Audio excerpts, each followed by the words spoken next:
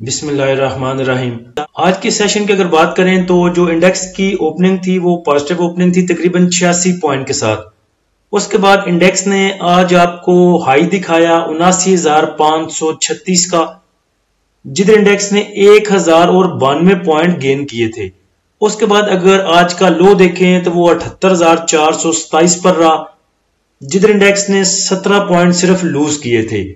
Closing अगर देखें index की तो वो 78,824 पे है, जिधर इंडेक्स ने 380 पॉइंट तकरीबन गेन किए। ओवरऑल वॉल्यूम की बात की जाए तो 163 मिलियन के ओवरऑल वॉल्यूम ट्रेड हुए KSE 100 इंडेक्स में, जो कि जुम्मे वाले सेशन से काफी कम थे। जुम्मे वाले सेशन में 206 मिलियन के वॉल्यूम ट्रेड हुए थे। इंडेक्स की बात करें तो इंडेक्स रेंज बाउंड था और इसी चीज की उम्मीद थी कि इंडेक्स जो है वो रेंज बाउंड ही रहेगा। रेंज बाउंड इस सेंस में आप ये ना देखें कि इंडेक्स ने 1000 पॉइंट गेन किए, बल्कि ये देखें कि स्टॉक की प्राइस कैसी थी। स्टॉक की प्राइस में इतनी मेरे ख्याल से मूव नहीं थी। सारा दिन एक ही जगह पे स्टॉक की जो मूवमेंट थी, और अक्सर जो स्टॉक थे अगर उनमें कुछ मूव थी भी तो वो जब इंडेक्स क्लोज होने के करीब था तो वो वहीं आके रुक गए जहां से सुबह चले थे। दूसरी एक अच्छी बात अगर नोट करें इंडेक्स की तो देखें जैसे अफवाहें थी कि IMF की खबर थी, IMF जो है उसने आपके बजट पे वो अदम इत्मीनान का इजहार किया, और साथ में कुछ ऐसी अफवाहें थी कि जो अगला IMF का प्रोग्राम है उसमें भी कुछ ताखीर देखने में नजर आ रही थी या सुनने में मिल रही थी। तो इंडेक्स ने उस चीज का ऐसा इम्पैक्ट नहीं लिया, उसका कुछ असर नहीं लिया और तकरीबन 1000 पॉइंट गेन किए। और ये भी अच्छी बात है कि जब ये खबर आई IMF वाली तो इंडेक्स की छुट्टी थी, कल परसों ये खबर आई। अगर इंडेक्स खुला होता तो फिर इंडेक्स ने 400-500 पॉइंट की करेक्शन आपको दे ही जानी थी। आगे भी देखें तो ऐसा कोई हालात इतने अच्छे नहीं लग रहे। एक तो वो पेट्रोल डीलर एसोसिएशन वालों ने हड़ताल की कॉल दी है, उसके बाद जमात इस्लामी कह रही है जी कि हम भी धरना देने इस्लामाबाद आ रहे हैं। ये अभी की चौंधी न्यूज थी तकरीबन 4 बजे की।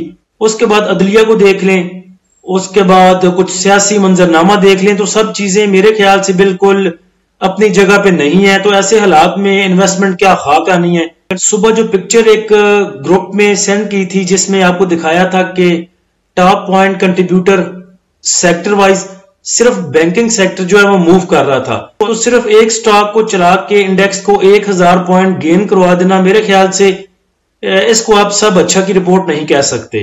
तो अब आगे रिजल्ट सीजन भी है, तकरीबन बहुत से जो स्टॉक है उनका जो क्वार्टर है, बल्कि जो टोटल ईयर एंड है उनका पूरे साल की जो बुक क्लोज होती है वो तकरीबन जून में होती है। अगर आप PSX पे जाके देखें, स्टॉक को निकालें और उसके नीचे जाके डिटेल देखें तो बहुत से स्टॉक जो है उनका जो ईयर एंड है, जो फिजिकल ईयर है, वो तकरीबन जून में क्लोज होता है। तो अब रिजल्ट सीजन भी स्टार्ट होने वाला है और रिजल्ट सीजन का भी इंडेक्स पे बहुत इंपैक्ट आता है। अगर किसी स्टॉक का अच्छा रिजल्ट आता है, वो पॉइंट गेन करता है, वॉल्यूम उसमें आते हैं, तो वो इंडेक्स को सपोर्ट करता है। और इसी तरह अगर किसी स्टॉक का रिजल्ट अच्छा नहीं आता तो उसका असर भी आपको इंडेक्स पे देखने को मिलेगा।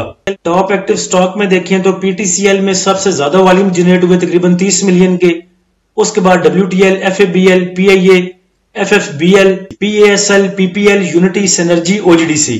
और आज PPL और OGDC ने थोड़ा सा जो है प्रॉफिट गेन करने का मौका दिया आपको।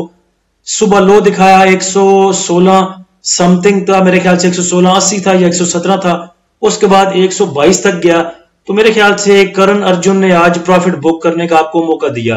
तो top point contributor sector wise अगर देखें तो कमर्शियल बैंक की हैं जो चले, और कमर्शियल बैंक्स ने पॉइंट गेन किए 224 पॉइंट। उसके बाद फर्टिलाइजर में थोड़ी सी मूव थी, oil and gas exploration companies में, leather, tobacco, pharmaceutical, investment banks, power, real estate और टेक्नोलॉजी सेक्टर में। नेगेटिव साइड पे अगर देखें तो सीमेंट सेक्टर सुबह के टाइम में ठीक मूव किया, लेकिन एंड पे जाके फिर वो माइनस पॉइंट कंट्रीब्यूटर में है। सुबह के टाइम में MLCF ने भी देखें ठीक आपको प्रॉफिट बुक करने का मौका दिया।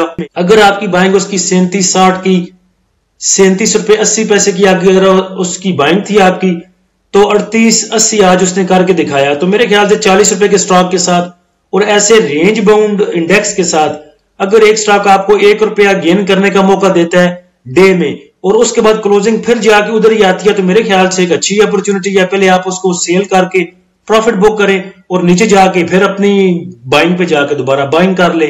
सीमेंट के बाद अगर देखें तो नेगेटिव साइड पे मिसलिनियस है, chemical, automobile, textile, engineering, food, refineries, paper और transportation. Top point contributor stock wise अगर देखें तो पीपीएल ने सबसे ज्यादा पॉइंट जो है वो कंट्रीब्यूट किए हैं, तकरीबन 81 पॉइंट। उसके बाद EFERT 75 point, UBL, SRVI, PAKT, standard chartered bank, MCB, FABL, DAWH, HMB. Negative side पे देखें तो एंग्रो ने सबसे ज्यादा माइनस पॉइंट कंट्रीब्यूट किए, 29 पॉइंट। उसके बाद लक, मारी, कोहाट सीमेंट, थल, एमईबीएल, पीएसओ, नेस्ले, पीएबीसी, आईएलपी। आज के सेशन का अगर फीपीलीपी देखें तो फीपीलीपी को देख के एक मेरे नॉलेज में एक चीज का इजाफा हुआ है, वो बाद में आपको भी बताता हूं। लेकिन पहले जरा फीपीलीपी देख लें। बैंक्स ने आज सेलिंग की 1.62 मिलियन की, ब्रोकर की बाइंग है 0.87 मिलियन की, कंपनीज की बाइंग है 0.62 मिलियन की, फॉरेन कॉर्पोरेट्स की बाइंग है 0.80 मिलियन की, इंडिविजुअल्स की सेलिंग है 0.16 मिलियन की, इंश्योरेंस कंपनीज की बाइंग है 0.15 मिलियन की। मेजर सेलर आज जो है वो म्यूचुअल फंड है। म्यूचुअल फंड ने सेल किया 1.44 मिलियन का। एमबीएफसी की सेलिंग 0.02 मिलियन, अदर ऑर्गेनाइजेशन की सेलिंग 0.12 मिलियन, ओवरसीज पाकिस्तानी की बाइंग 0.93 मिलियन की। इदारे सारे बाइंग पे हैं, ये नहीं चाहते कि इंडेक्स नीचे जाए। मुझे लग रहा है कि ये इंडेक्स को सस्टेन करवाना चाहते हैं, ऊपर लेके जाना चाहते हैं और माल चिपकाना चाहते हैं। नई बात जो मुझे आज पता चली कि जो ब्रोकर फर्म है इनको मेरे ख्याल से पता चल जाता है पहले ही कि आज किसकी बाइंग थी और किसकी सेलिंग थी, फीपीलीपी को देखने से पहले भी। क्योंकि जब इंडेक्स क्लोज हुआ था तो जो हमारी ब्रोकरेज फर्म का व्हाट्सएप ग्रुप है उन्होंने उधर मैसेज कर दिया था कि आज की जो सेलिंग है वो ज्यादा म्यूचुअल फंड ने की है, और ये मैसेज उन्होंने किया था 3:59 पे, यानी कि दोबारा जब पोस्ट क्लोजिंग होती है मार्केट की उसमें। तो नेक्स्ट टाइम मुझे लग रहा है कि अगर हमें 4 बजे वाली जब मार्केट खुलती है तो उधर अगर कुछ बाइंग या सेलिंग करनी हो तो हम अपनी ब्रोकरेज फर्म से कंफर्म कर सकते हैं कि आज किस इदारे की बाइंग है या सेलिंग है, और उस टाइम हमें काफी हद तक जो है वो उससे मदद मिल सकती है। अगर तो इदारों ने बाइंग की हो तो 4 बजे हम भी फिर रिस्क ले सकते हैं। 4 बजे से लेके 4:15 बजे तक जब इंडेक्स ओपन होता है पोस्ट क्लोजिंग में, तो उसमें हम फिर अगर इदारों की बाइंग हो तो उसमें हम भी फिर रिस्क ले सकते हैं। तो ये मेरे नॉलेज में आज इजाफा हुआ। तो चलें आज भी अपने ब्रोकर से पता कर लिया करें अगर आपने रिस्क लेना हो नेक्स्ट टाइम। तो फॉरेन इन्वेस्टर की तमाम ही सेक्टर में बाइंग है, लेकिन सबसे ज्यादा जो उसकी बाइंग है वो कमर्शियल बैंक्स में है, उसके बाद oil and gas exploration companies में, और उसके बाद ऑल अदर सेक्टर में। या आप कह सकते हैं पहले नंबर पे कमर्शियल बैंक्स, दूसरे नंबर पे ऑल अदर सेक्टर और तीसरे नंबर पे oil and gas exploration companies. Companies की जो सबसे ज्यादा बाइंग है वो कमर्शियल बैंक्स में है। तो आप कह सकते हैं कंपनीज और फॉरेन इन्वेस्टर ये बैंकिंग सेक्टर को जमा कर रहे हैं, या ये चाहते हैं कि बैंकिंग सेक्टर को ऊपर लेके जाया जाए और फिर कुछ कांड किया जाए। नेक्स्ट अगर इंडेक्स के रेजिस्टेंस एंड सपोर्ट लेवल की बात करें तो इंडेक्स के पास आगे रेजिस्टेंस 79,100 पे, उसके बाद 79,500 और उसके बाद 80,000। सपोर्ट की बात करें तो सपोर्ट 78,500, 78,000 और 77,500 पे। तमाम जो नई खबरें थी वो ग्रुप में लगा दी थी, जिसमें सीमेंट की प्राइस बढ़ गई है, महंगाई की शरह में थोड़ा सा इजाफा हुआ है, उसके बाद पेट्रोल प्राइसेस जो हैं वो बढ़ गई हैं जिसकी वजह से थोड़ी सी और महंगाई होगी। ओजीडीसी के पास अच्छी खबर थी, वो भी ग्रुप में शेयर कर चुका। उसी से मिलती जुलती गुड न्यूज जो है वो मारी पेट्रोलियम के पास है, वो मैं शेयर नहीं कर सका, वो मैं ढूंढता हूं और कोशिश करता हूं अगर याद रहता है तो वीडियो के बाद वो ग्रुप में शेयर करूंगा इंशाल्लाह। 79,000 से ऊपर अगर हमारा इंडेक्स सस्टेन करता है तो फिर आगे नेक्स्ट आपको कोई अच्छा लेवल दिखा सकता है, और वहां पे आपने करनी प्रॉफिट टेकिंग ही है, न्यू बाइंग पे नहीं जाना। दूसरे नंबर पे ATRL ने आज भी आपको 3-4 पे बुक करने का मौका दिया, फिर दोबारा नीचे बाय करने का मौका भी दिया। नेक्स्ट भी काफी देर से ये इधर ही मूव कर रहा है 55 से लेके 53, 48 पे। तो इंशाल्लाह उम्मीद है अगर इंडेक्स सपोर्ट करता है तो ये 65 तक आपको दिखा सकता है, 70 भी दिखा सकता है।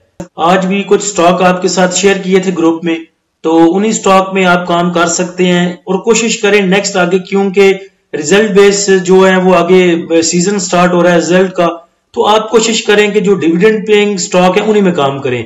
उनमें अगर रिजल्ट अनाउंसमेंट आती है कि फलां दिन इसका रिजल्ट अनाउंस होना है, तो लोगों को उम्मीद होती है कि ये कंपनी डिविडेंड देती है, तो उससे पहले रिजल्ट अनाउंस होने से पहले तकरीबन थोड़ी सी मूव जो है वो जो स्टॉक है वो कुछ ना कुछ दे जाता है इस उम्मीद पे कि ये डिविडेंड जो है वो अनाउंस करेगा। उसके बाद डिविडेंड अनाउंस करे ना करे वो उसकी मर्जी, लेकिन आप उससे अनाउंसमेंट से पहले जो मूव है वो पकड़ सकते हैं। बिल्कुल हाथ पे हाथ रख के ना बैठे, कुछ ना कुछ जरूर बाय किया करें। लास्ट टाइम में कुछ अच्छे स्टॉक जो डिप में मिलते हैं उनको बाय करें। अब लोग लेते हैं सुबह के टाइम में, उधर प्रॉफिट बुक किया करें और लास्ट टाइम में फिर थोड़ी सी बाइंग कर लिया करें। ऐसा ना हो कि आपका पोर्टफोलियो बिल्कुल खाली हो और जो ऐसे ये ऊपर लेके जा रहे हैं इंडेक्स को, तो ये तेजी जो है ये मिस ना हो। तो इसलिए कुछ ना कुछ बाय जरूर कर लिया करें, लेकिन ज्यादा कैश जो है वो अपने पोर्टफोलियो में बचा के रखें। अल्लाह हम सब का हामी नासिर हो। इजाजत दीजिए, अल्लाह हाफिज।